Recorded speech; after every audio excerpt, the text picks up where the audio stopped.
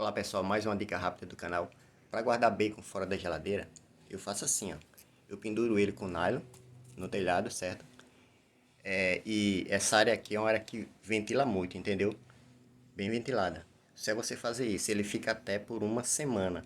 Agora é o seguinte, não pode ser muito próximo do telhado por causa da temperatura. Ele tem que ficar em lugar fresquinho, entendeu?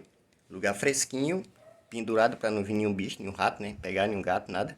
E pronto. E no lugar que venha o vento. É isso aí, se inscreva no canal e deem like, pessoal.